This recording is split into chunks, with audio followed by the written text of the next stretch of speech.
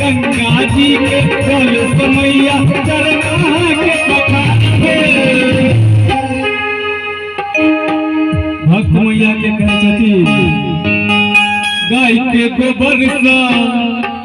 अंगना निपायब अरहुल सा सगर सजायब गंगा जी के जल समैया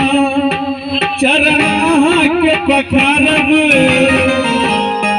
रहब रहब रहब